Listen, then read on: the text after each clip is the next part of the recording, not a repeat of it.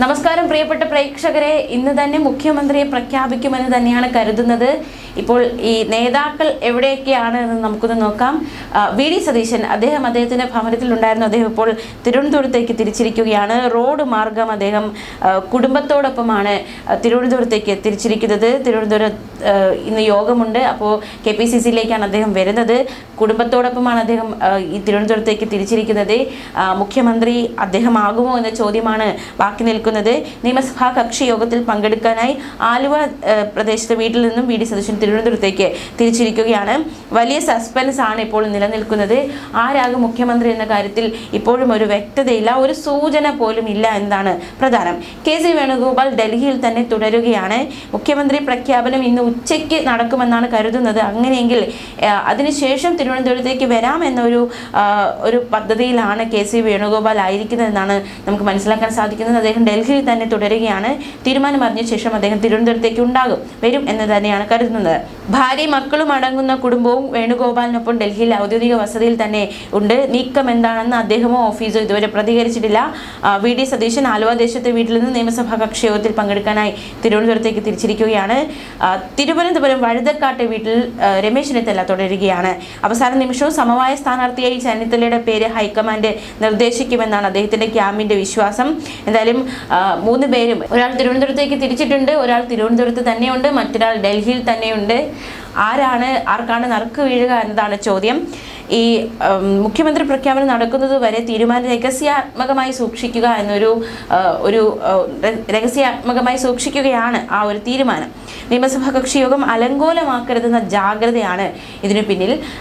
പ്രവർത്തകരുടെ പ്രതിഷേധവും നേതൃത്വം കണക്കിലെടുക്കുന്നുണ്ട്. ആരെ പ്രഖ്യാപിച്ചാലും മറ്റ് 2 കൂട്ടരുടെ ഭാഗത്തു നിന്നും പ്രതിഷേധം ഉണ്ടാകുമെന്ന കാര്യത്തിൽ സംശയമില്ല. മുഖ്യമന്ത്രി ആരെന്നത് സംബന്ധിച്ച പാർട്ടി തീരുമാനം മുദ്രവെച്ച കവറിൽ ദീപാദാസ് മുൻഷിക്ക് കൈമാറാനാണ് സാധ്യത.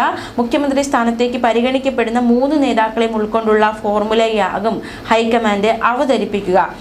3 പേരെയും ഒരു സംയമനത്തിൽ എത്തിക്കേണ്ടതായിട്ടുണ്ട്. ഒരാളെ മുഖ്യമന്ത്രിയാക്കുമ്പോൾ ബാക്കി 2 പേരെയും അനുനയിപ്പിക്കേണ്ടതുണ്ട്. അപ്പോൾ അത്തരത്തിലൊരു ഫോർമുലയാണ് അവലംബിക്കുന്നത്. രാഹുൽ ഗാന്ധി കഴിഞ്ഞ ദിവസം കൊടിക്കുന്നിൽ സുരേഷ്, അതുപോലെ തന്നെ മുതിർന്ന നേതാവ് AK ആന്റണി അടക്കമുള്ളവരോട് സംസാരിച്ചിരുന്നു. UDF കൺവീനർ അടൂർ പ്രകാശിനോട് ഫോണിൽ സംസാരിച്ചിരുന്നു. ഖർഗെയുമായി നിശ്ചയിച്ച കൂടിക്കാഴ്ചയ്ക്ക് മുമ്പായിരുന്നു അടൂർ പ്രകാശിനെ ഫോൺ വിളിച്ചത്. മുഖ്യമന്ത്രിയെ പ്രഖ്യാപിക്കുന്നത് വൈകുന്നതിനിടെ പ്രതിഷേധങ്ങൾ ശക്തമാവുന്നുണ്ട്. കോഴിക്കോട് കോട്ടൂർ 2ാം വാർഡ് കമ്മിറ്റി പ്രതിഷേധമുണ്ടായിട്ടുണ്ട്. മാത്രമല്ല, വേണുഗോപാലിനെ മുഖ്യമന്ത്രിയാക്കിയാൽ കൂട്ടരാജി സമർപ്പിക്കുമെന്ന ഭീഷണി കോട്ടൂർ 2ാം വാർഡ് കോൺഗ്രസ് കമ്മിറ്റി അറിയിച്ചിരിക്കുകയാണ്. മാത്രമല്ല, കമ്മിറ്റി പിരിച്ചുവിടുമെന്ന KC വേണുഗോപാലാണ് മുഖ്യമന്ത്രിയെങ്കിൽ കമ്മിറ്റി പിരിച്ചുവിടുമെന്നതടക്കമുള്ള ഒരു പ്രതിഷേധവും ഉയരുന്നുണ്ട്.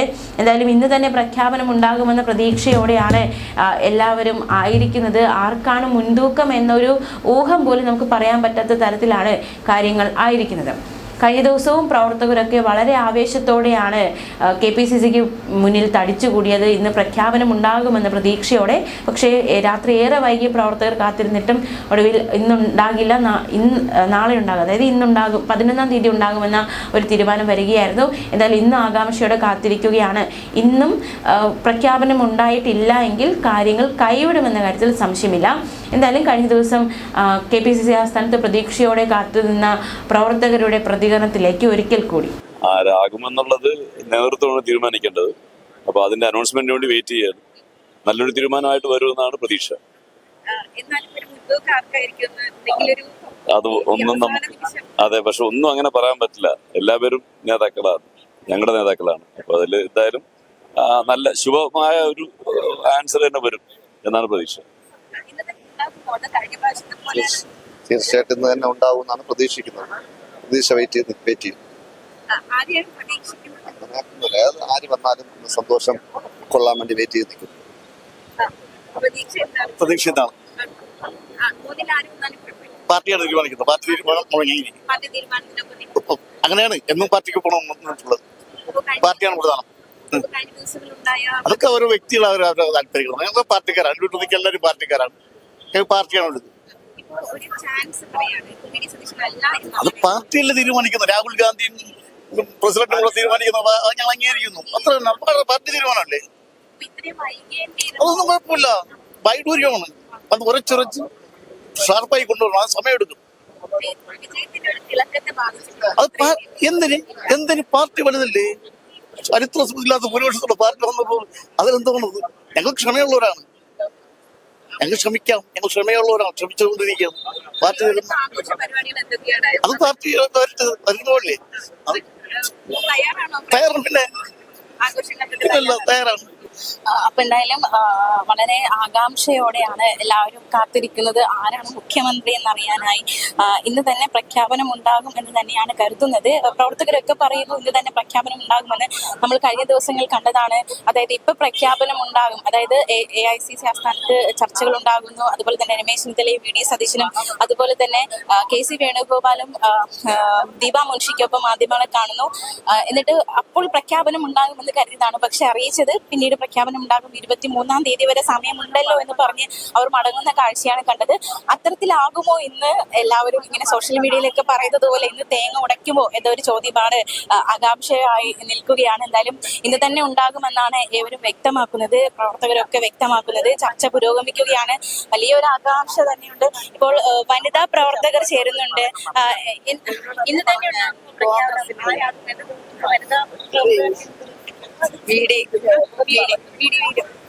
അപ്പോ ഇന്ന് തന്നെ ഉണ്ടാവുമല്ലോ പ്രഖ്യാപനം? ഇന്ന് തന്നെ ഉണ്ടാവും.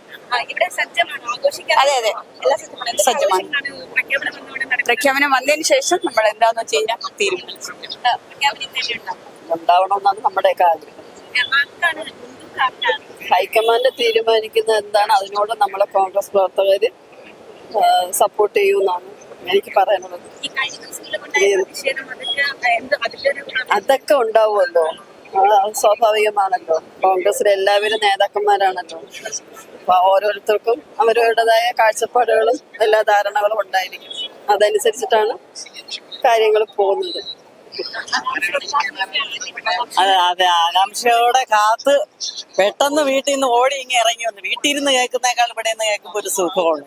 എല്ലാ പ്രവർത്തകർക്കൊപ്പം നെഞ്ചെടുപ്പൊന്നും അങ്ങനെയൊന്നുമില്ല. ഞങ്ങള് നല്ല ഭൂരിപക്ഷത്തിൽ ജയിച്ചു വന്ന ഞങ്ങൾക്ക് ഒരു നെഞ്ചെടുപ്പുമില്ല. ഇനി ഞങ്ങൾക്ക് നന്നായിട്ടുള്ള ഒരു ഭരണം, നന്നായിട്ടെന്ന് പറഞ്ഞാൽ നല്ല ഒരു ധീരതയോടെ നയിക്കുന്ന ഒരാൾ തന്നെ മുന്നിൽ വരണം.